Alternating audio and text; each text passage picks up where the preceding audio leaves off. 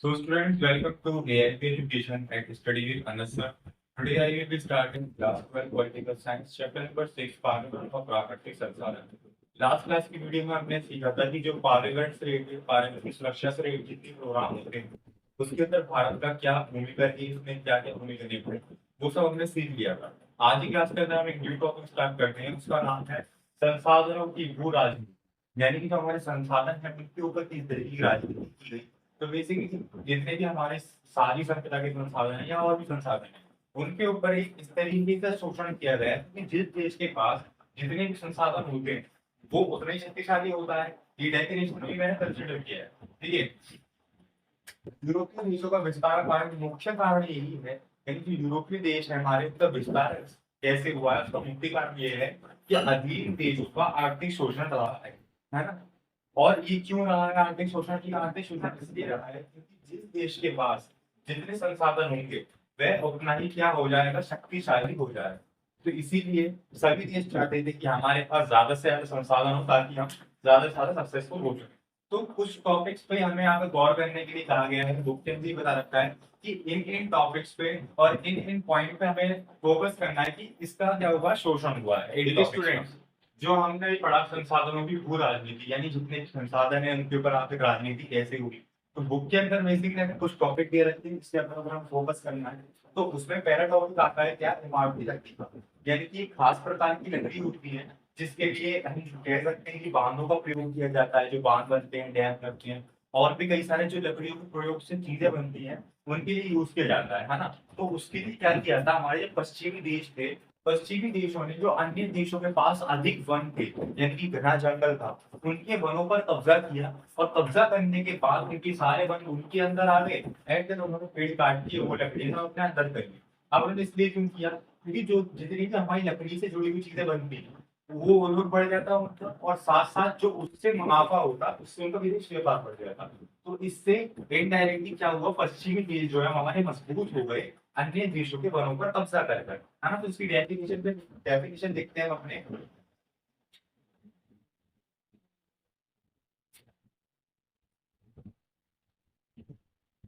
पश्चिमी देशों ने अपने जल पोषों के निर्माण के लिए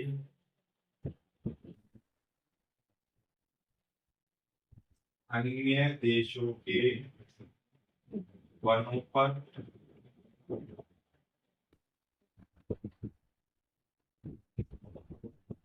कब्जा किया, है ना। और ताकि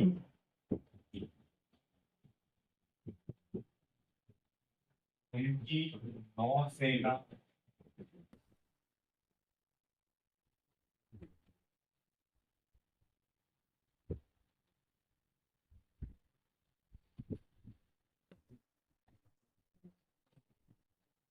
मजबूत हो सके और विदेश व्यापार में वृद्धि हो या फिर विदेश व्यापार बढ़े।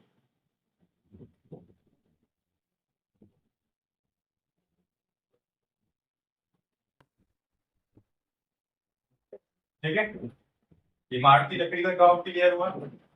नेक्स्ट टॉपिक पे बढ़ते हैं। नेक्स्ट टॉपिक का नाम है हमारा तेल भंडार। ठीक है,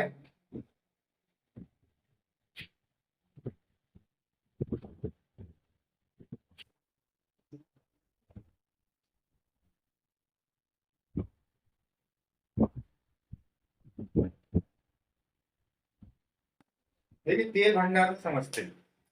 जिस तरीके से हमारे धीरे धीरे सारे देश ग्रो कर रहे थे, है ना, एक दूसरे से आयात निर्यात शुरू कर दिया था और गाड़ियां बन गई, तो उन गाड़ियों के चलने के लिए तेल की जरूरत होती थी। डीजल हुआ, पेट्रोल हुआ, सब एक ही चीज से बनते हैं। तो जब हमारे ट्रांसपोर्ट सिस्टम के अंदर गाड़ियों ने जन्म ले लिया, है ना, पहले तो जानवर चलते थे, घोड़े, ऊंट, हाथी, बैल वगैरह। उसकी जब गाड़ियां हमारे इसके अंदर आने लगी तब क्या हुआ, तेल भंडार की मात्रा बढ़ गई। यानी कि जिन देशों के पास तेल था, उनकी वृद्धि होने लगी, वो और ज्यादा ग्रो करने लगे। और जिन देशों के पास तेल नहीं था, जाहिर सी बात है वो उनका खरीद थे। तो कुछ देशों के ग्रो करने का कारण ही एक तेल भंडार, कि जिन देशों की जमीन के अंदर तेल मिल गया वो आज काफी समृद्ध देश। तो इसकी डेफिनेशन पढ़ते हैं हम, तेल भंडार में कैसे भू राजनीति हुई हमारी। देखिए, विश्व युद्ध के बाद उन देशों का मेकअप बढ़ गया जिनके पास तेल मिल गया, ठीक है। विश्व युद्ध के बाद उन देशों का मेकअप बढ़ा।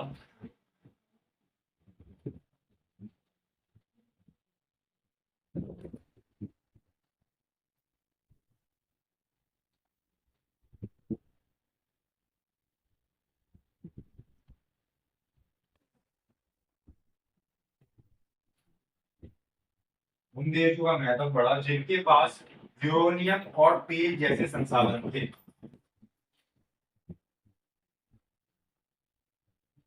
जिनके पास यूरोनियम और तेल जैसे संसाधन थे। और क्या चीजें हैं? विकसित देशों ने तेल की निर्बाध आपूर्ति के लिए समुद्री मार्गों पर सेना तैनात की। यानी कि जो विकसित देश थे हमारे, वो तेल की आपूर्ति के लिए जो हमारी समुद्री सेना थी, जैसे फॉर एग्जाम्पल हमारा ये एक देश है ना, इसके पास क्या है, तेल है, और इसके आसपास पानी, तो बेसिकली एक सेना तैयार कर दी थी कि वो देश प्रोटेक्ट रह सके और काफी विकसित देशों से कहीं वो उसको हमला करके वो तेल छीन ना जाए। तो ये सब चीजें थी। एपी में इसकी डेफिनेशन देख लेता हूँ। विकसित देशों ने तेल की निर्बाध, विकसित देशों ने तेल की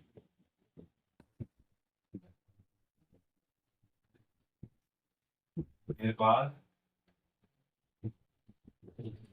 आपूर्ति के लिए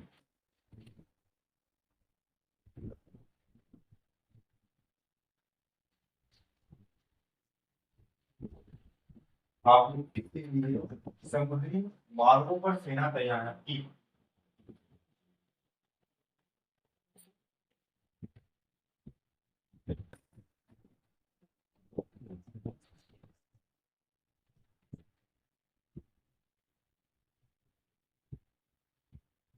ठीक है, ये था हमारा तेल भंडार से related। अब तेल भंडार पे थोड़ा और चर्चा करते हैं, ठीक है। ये पता होना चाहिए कि किस देश के पास आखिर कितना तेल आता है। देखिए, पश्चिमी एशिया, विशेषकर खाड़ी क्षेत्र, दुनिया के कुल तेल उत्पादन का 30% उपलब्ध कराता है। पश्चिम एशिया,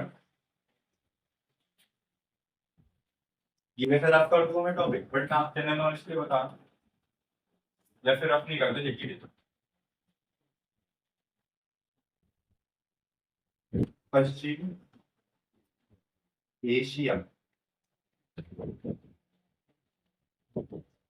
खासकर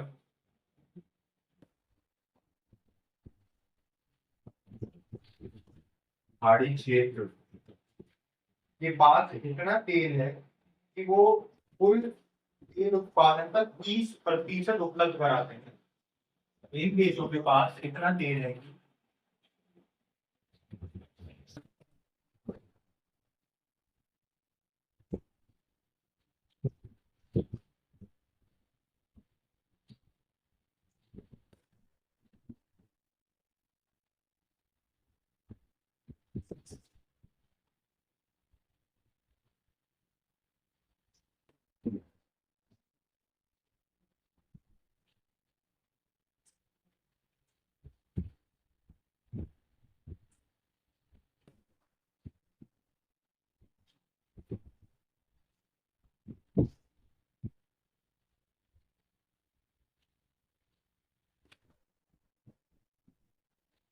ठीक है, पश्चिम एशिया के देश में और खासकर जो पहाड़ी क्षेत्र है, उन देशों के पास इतना तेल है कि वो जितना भी तेल हमारी पूरी दुनिया के अंदर बनता है उसका 30% अकेला हिस्सा कहा जाता है पश्चिम एशिया और पहाड़ी क्षेत्र के अंदर। चलो ये चीज तो हम समझ गए। अब उसके बाद हमारे पास टॉपिक आता है सऊदी अरब और उसके आसपास के देश। अब देखो सऊदी अरब के पास निकट जो हमारे सऊदी अरब का क्षेत्र है सारा, फॉर एग्जाम्पल ये सऊदी अरब है।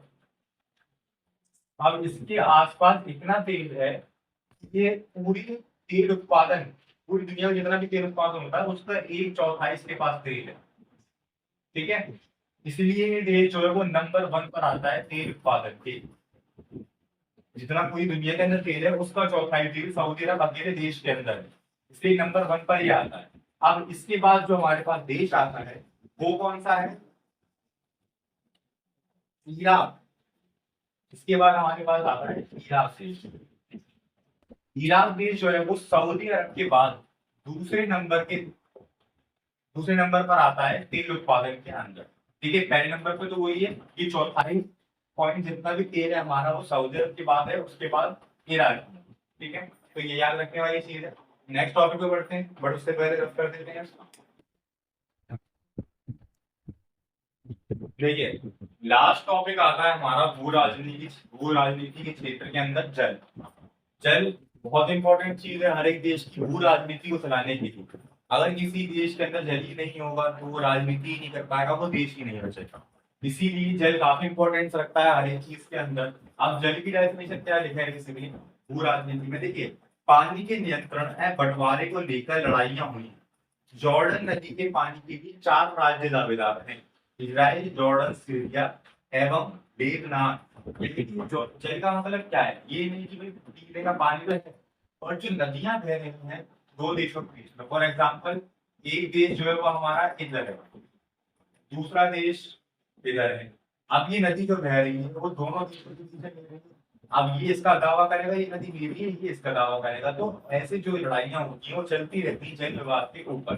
तो एक लड़ाई को फिर सुलझाया जाता है। देखो बेसिकली कुछ जो नदियां हैं उनके ऊपर तो लड़ाइयां चलती हैं कि कुछ देश दावा करते हैं नदी हमारी, कुछ देश दावा करते हैं हमारी, और कुछ देश ऐसे हैं फॉर एग्जाम्पल जो मैंने एग्जाम्पल दिया था अभी, तो दोनों देश साझा कर लेते हैं कि इस नदी का पानी आप भी यूज करो और हम भी यूज करें। अब फॉर एग्जाम्पल एक नदी है हमारी, कहाँ पर? जॉर्डन नदी बोला जाता है इसको। अब जॉर्डन नदी जो है उसके लिए कितने देश दावेदार हैं? पहला इजराइल है, जॉर्डन है, सीरिया है और लेबनान है। तो यही डेफिनेशन बनती है हमारी किसकी? जल। पेपर हो गया आपको यही लिखनी, ठीक है। पानी के नियंत्रण है बंटवारे को लेकर लड़ाइयां हुई। पानी के नियंत्रण बंटवारे को लेकर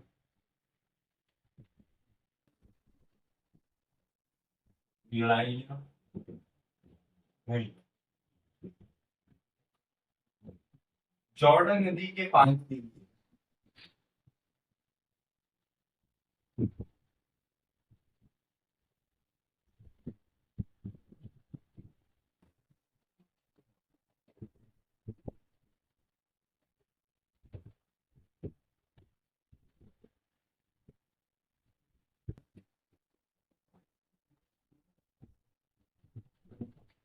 4 राज्य दावेदार हैं।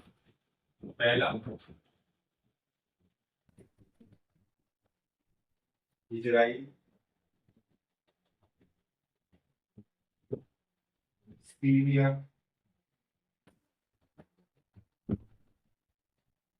Jordan and Lebanon.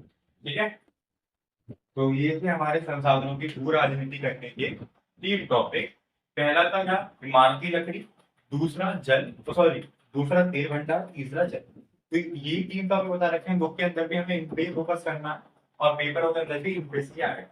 So I hope आपकी चीजें क्लियर होगी उनको। अगर ना हो तो कोई बात नहीं, आप मुझे कमेंट सेक्शन में बताएं, मैं दोबारा से बनाने की कोशिश करूंगा इनका वीडियो। अदरवाइज आप स्क्रीनशॉट लेना चाहते हैं तो ले सकते हैं। फिर हम नेक्स्ट टॉपिक मूव करते हैं। सो स्टूडेंट्स नेक्स्ट टॉपिक है हमारा मूलवासी है उनके अधिकार। ये हमारा लास्ट टॉपिक है इस चैप्टर का, है ना। तो इसको हम सीखते हैं कि मूलवासी कौन होते हैं और उनके अधिकार क्या होते हैं। देखिए मूलवासी को कैसे डिफाइन किया गया है? संयुक्त राष्ट्र संघ की तरह, मतलब संयुक्त राष्ट्र संघ की तरफ से डिफाइन किया गया है। मुख्यमंत्री की लिखता हूँ इसके ऊपर। देखिए, संयुक्त राष्ट्र संघ ने 1982 में ऐसे लोगों को मूलवासी बताया। संयुक्त राष्ट्र संघ ने 1982 में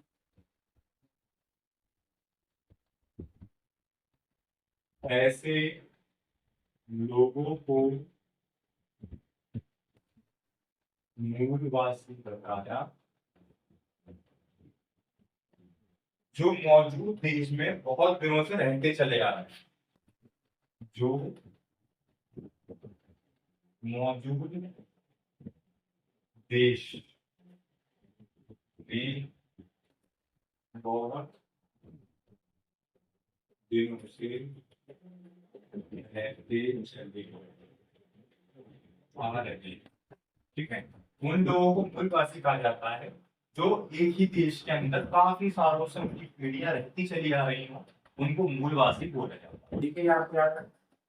और क्या करते हैं, देखिए, तथा बाद में दूसरी संस्कृति जातियों ने इन्हें अपने अधीन बना लिया। भारत में मूलवासी के लिए जनजाति या आदिवासी का शब्द का प्रयोग किया जाता है।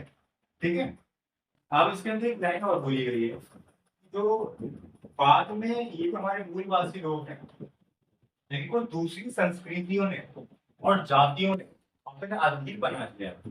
ठीक है, फॉर एग्जाम्पल कोई किसी धर्म को मानता है, कोई किसी धर्म को, कोई किसी जाति को, तो इस तरीके से बात बोली है हमारी।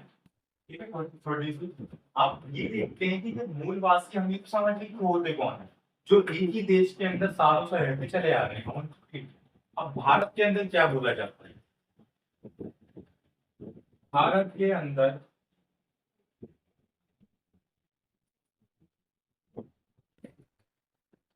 मूलवासियों को आदिवासी या जनजाति के नाम से जाना जाता है। ठीक है, भारत का किस नाम से जाना जाता है? आदिवासी या अनुसूचित जनजातीय जनता। ठीक है, चलिए, अब बात करिए हमने मूलवासियों की, ये मूलवासी होते हैं। अब हम बात करते हैं कि अधिकार की, कि अधिकार क्या क्या है। ठीक है, मूलवासियों की मुख्य मांग यह है कि इन्हें अपनी स्वतंत्रता पहचान रखने वाला समुदाय माना जाए।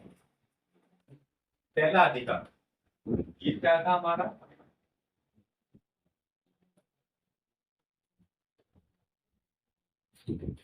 इस बार टॉपिक का नाम था कि क्या है मूलवासी।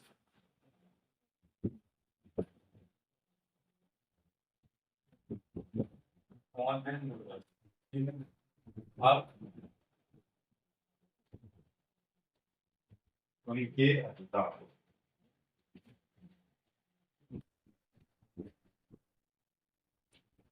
मूलवासियों की मुख्य मांग यह है कि उन्हें अपनी स्वतंत्रता पहचानने रखने वाला समुदाय माना जाए। उनकी मांग ये है कि उनको अपनी स्वतंत्रता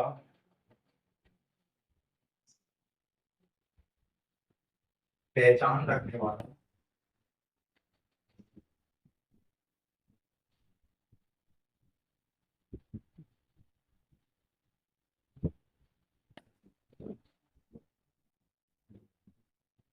माना जाए। ठीक है, दूसरा, आजादी के बाद से चली आ रही परियोजनाओं के कारण उनके विस्थापन एवं विकास की समस्या पर भी ध्यान दिया गया।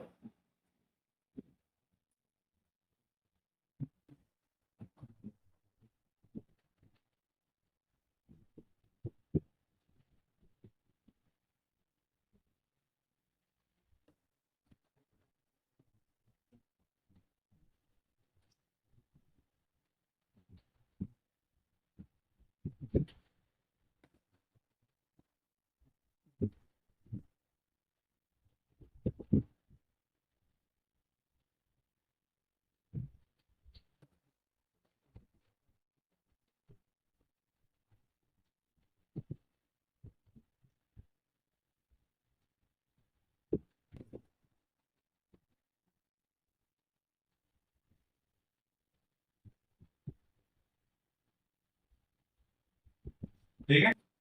उनका ये मानना था कि आजादी के बाद से चली आ रही परियोजना में चल रही बार बार उनके कारण उनका विस्थापन हो रहा है, उनके विकास में कमी आ रही है, तो वो कमी ना आए उस पर ध्यान दिया जाना चाहिए।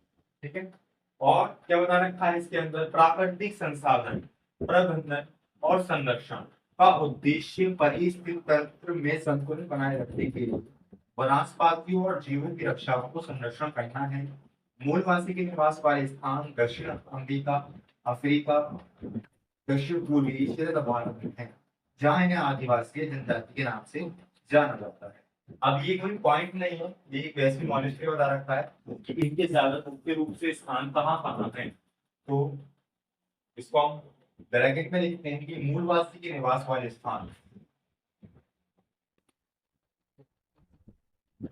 मूलवासी के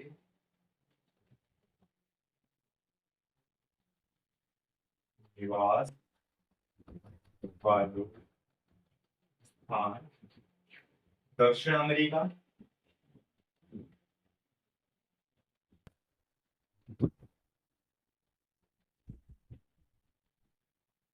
अफ्रीका, दक्षिण पूर्व एशिया, दक्षिण पूर्व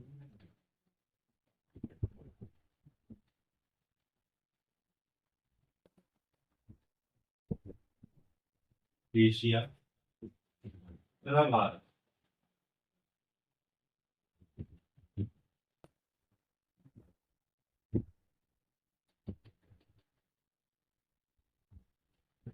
ठीक है। जिनको आदिवासी किसके नाम से जाना जाता है, आदिवासियों तथा जनजाति, इसमें नेम से को जाना जाता है। यही टॉपिक है हमारे, और यहाँ पे लास्ट होता है हमारे चैप्टर का। आई होप आपकी समझ में आया होगा स्क्रीन पर सब। तो स्टूडेंट्स, नेक्स्ट क्लास में हम बढ़ेंगे इस बुक के लास्ट चैप्टर के ऊपर, वैश्वीकरण के ऊपर। ठीक है। और एंड देन जब हमारा वैश्वीकरण का चैप्टर खत्म हो जाएगा तब हम इस पूरी बुक का पहले रिवीजन करेंगे, देन हम नेक्स्ट बुक स्टार्ट करेंगे। तो आई होप आपके आज की क्लास के सारे डाउट्स क्लियर हुए होंगे, क्या चीजें मूलवासी, कौन मूलवासी होते हैं, क्या अधिकार क्या होते हैं। और इससे पहले जो हमने संसाधनों की भू राजनीति का टॉपिक पढ़ा था वो भी आई होप क्लियर हो गया होगा। ठीक है। अगर आपको इस चीज के अंदर कोई डाउट है, मेरी राइटिंग के अंदर कोई वर्ड ना समझ में आ रहा हो, या फिर किसी वीडियो के पार्ट के अंदर, तो आप मुझे कमेंट सेक्शन में जरूर बताएंगे और उसके ऊपर एक वीडियो अपलोड जरूर करता हूँ। ठीक है। सो आपके साथ